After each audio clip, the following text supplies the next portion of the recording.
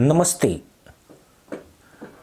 अफ्रीकी देश माली में बर्फ के एक टुकड़े की कीमत रोटी और दूध से कहीं महंगी है। हालात इतने खराब है कि बर्फ के लिए लोग एक दूसरे से मारपीट करने से भी बाज नहीं आ रहे हैं। यह सब रिकॉर्ड तोड़ गर्मी और अघोषित बिजली कटौती के कारण हो रहा है। लोग राजधानी बमाको में लंबे समय तक बिजली कटौती के कारण फ्रिज के काम न करने के कारण भोजन को बचाए रखने और लू के दौरान ठंडा रखने के लिए बर्फ के टुकड़ों का सहारा ले रहे हैं। माली में इस समय अधिकतम तापमान 48 डिग्री सेल्सियस तक पहुंच जा रहा है। लोगों का कहना है कि बर्फ के कारण उनके रोजमर्रा में इस्तेमाल होने वाली चीजें सुरक्षित रह पा रही हैं। यह कुछ हद तक काम तो कर रहा है, लेकिन बर्फ की कीमतों में हो रहे इजाफे ने जीवन को और भी ज्यादा मुश्किल बना दिया है। कुछ जगहों पर एक छोटे बैग के लिए 100 फ्रैंक CFA यानी 13 रुपए 60 पैसे चुकाने पड़ रहे हैं। यहां तक कि कुछ जगहों पर तो यह 40 से 50 रुपए तक मिल रहा है। इससे बर्फ की कीमत रोटी से अधिक हो जा रही है। माली में ब्रेड या रोटी के एक टुकड़े की कीमत लगभग 250 CFA यानी 34 रुपए है। माली में भीषण गर्मी और बिजली कटौती महिलाओं के लिए और अधिक संकट पैदा कर रहा है। महिलाओं को अब हफ्ते में कुछ बार के बजाय हर दिन खाना बनाने के लिए मजबूर किया जाता है। बिजली कटौती के कारण खाना खराब हो जाता है, ऐसे में उसे फेंकना पड़ता है। इसके बाद गर्मी और उमस के बीच फिर से खाना बनाना होता है। इससे रसोई का बजट तो बिगड़ ही रहा है, साथ में उनकी सेहत पर भी गर्मी का बुरा असर पड़ रहा है।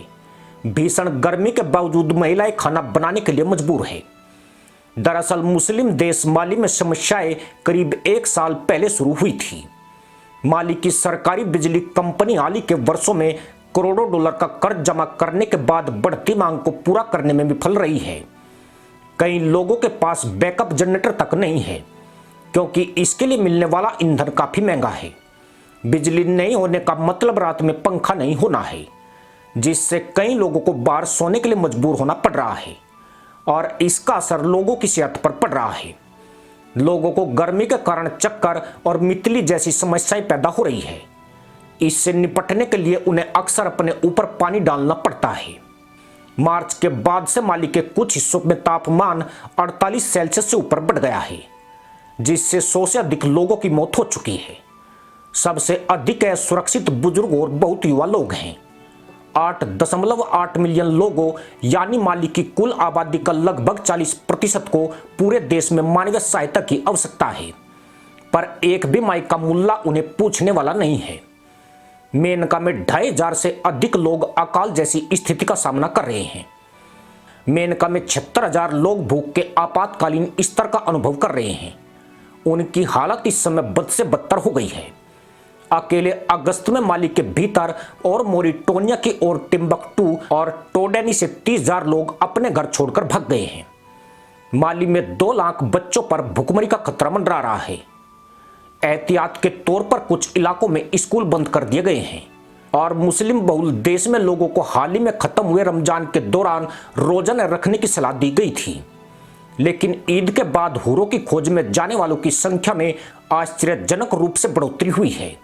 वर्षों तक माली पर फ्रांस का उपनिवेश राज रहा है। पिछले कुछ सालों से यह देश गंभीर संकटों का सामना कर रहा है, जिसमें अलगाववाद और हिंसा भी शामिल है। बार बार सैन्य विद्रोह और तख्तापलट के कारण पैदा हुए हिंसक हालातों से लाखों लोग बेघर हुए हैं। इस देश का हाल भी अब पाकिस्तान जैसा ही होता जा रहा है। इसी के साथ अनुमति दोस्तों, जय हिंद, वंदे मातरम।